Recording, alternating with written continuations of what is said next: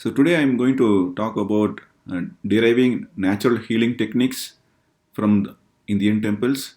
So in India, there are a lot of temples, right? So there are a lot of research has been done.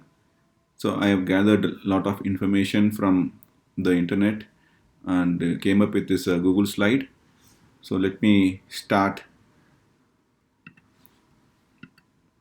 The first thing, right, regarding a temple, this temple is a world famous temple, Brihadeshwara temple in Tanjore, right? So there are a lot of temples in India, both in North India as well as in South India. So the first point which I want to highlight here is the Vastu. So Vastu is based on the gravitational force and selection of the temple land and how to construct, right? So it's a big science based on the gravitation. So that's the key thing will be determined prior to the construction of the temple. So this is similar to our living home. Like God is living in the temple, similar to that we are living in our home. So we need to take care of few Vastu tips for our home to have it as a good energy center. So that's the first important thing I learned from that. And this is another picture I want to show. This is a Arthanarishwara temple in Tiruchengodu, Tamil Nadu. So this temple is on the hilltop. So there are multiple ways of seeing things, right? So first is the where the temple should be constructed. It should be on the seashore or on the hilltop or on the plains. So there are a lot of sciences behind it. So Vastu is that much important in our life.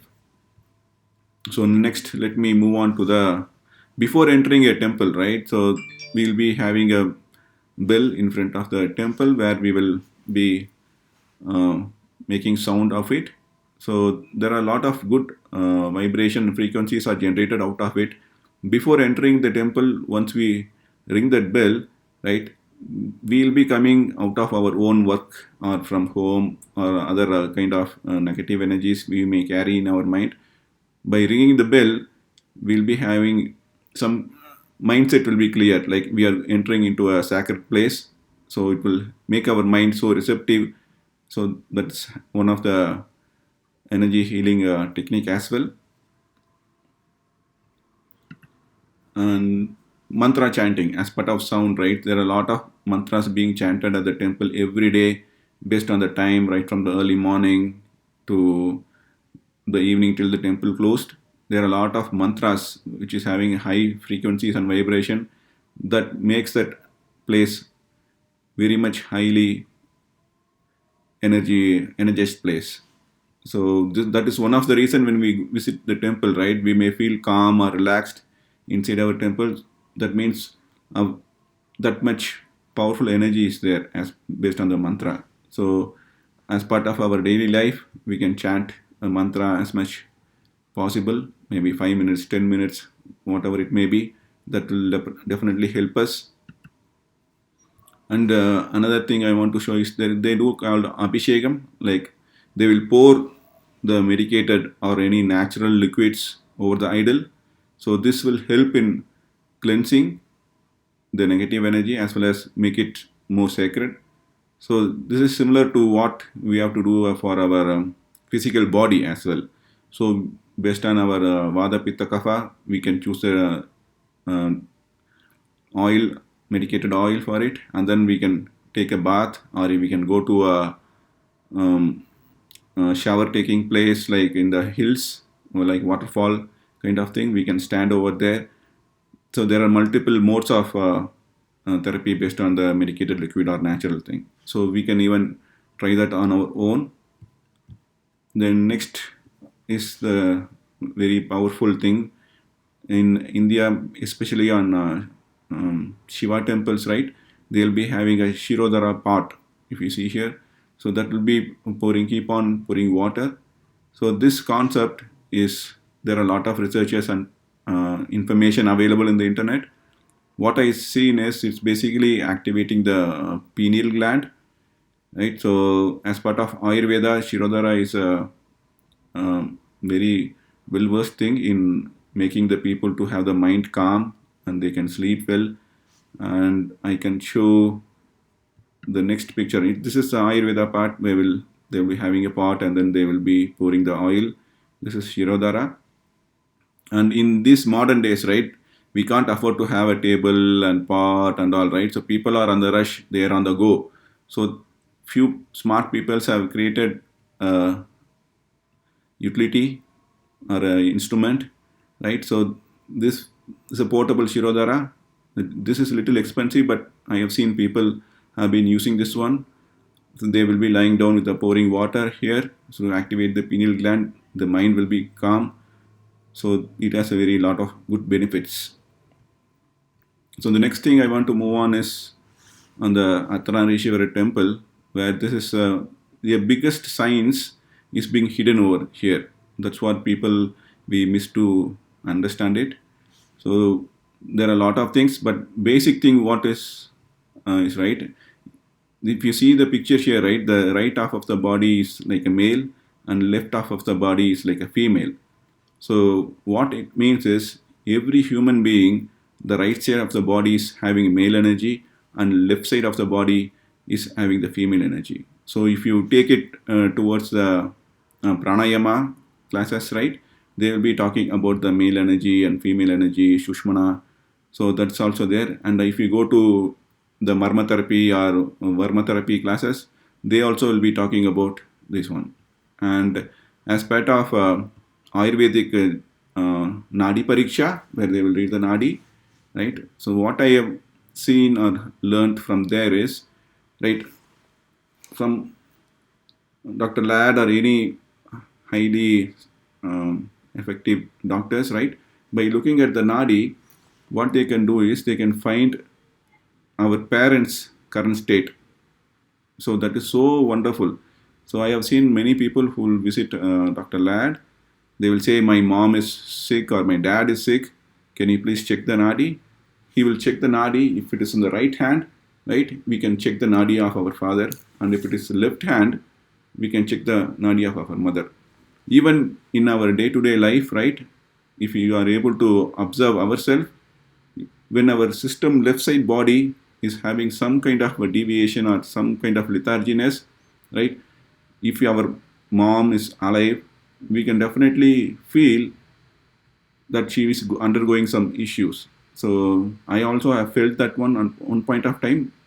So that much, so much powerful information is lying under this simple idol.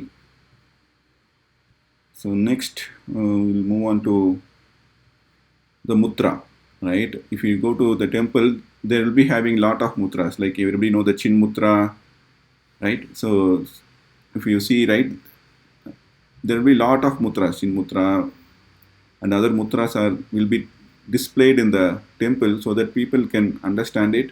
Whoever interested in mutra, they can, if they can visit a temple, they can definitely see what they are trying to say as part of it.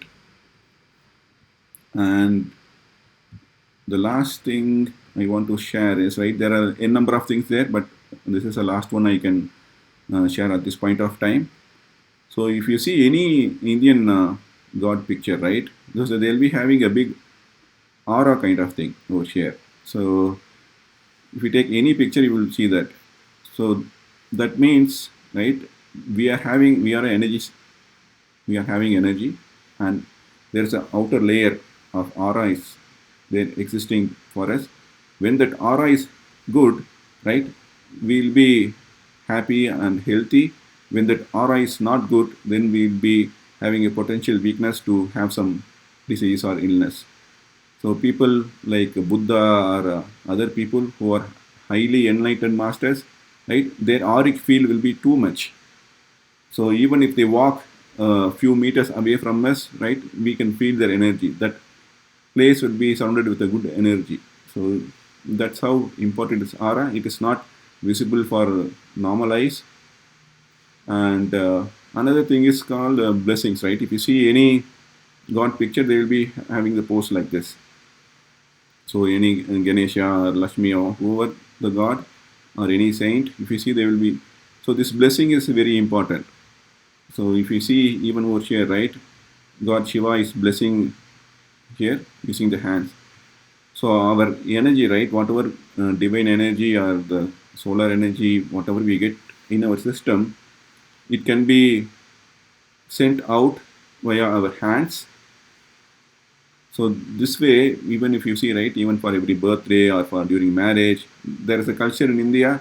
Whenever people see elderly people, they will get their blessings. They will touch their feet, and then they will get their blessings. And people will touch their head, or they will show like this, and they will say, "Live a long life, be healthy, be prosperous." So those kind of things, blessings will be done. So that's another learning which we can see from here. And regarding pranic healing, right? This prana is what they say it's coming out of the blessings and based on the auric field. So this pranic healing is a very wonderful technique that's will be helping. That's really helping a lot of people in this pandemic time as well. And in one of the key thing in pranic healing, right, is called a tune heart meditation. So in this tune heart meditation, right, there is a technique where we will be blessing the earth, like showing our hands like this. There is a guided meditation video is available. So when we start blessing things to the universe, right, it will give good things to us. So it's a cyclic reaction. We will bless the earth and earth will bless us. So with the good intentions and good personal hygiene, it will take a very, very good path for us. We'll be more composed, content, and we'll be helping a lot of people in this world. So that's all, guys, I have for this presentation. So I think I'm still trying to learn more on this one. Keep watching. I'll be sharing more information about the each natural healing technique which I aware and learn from my guru. Thank you.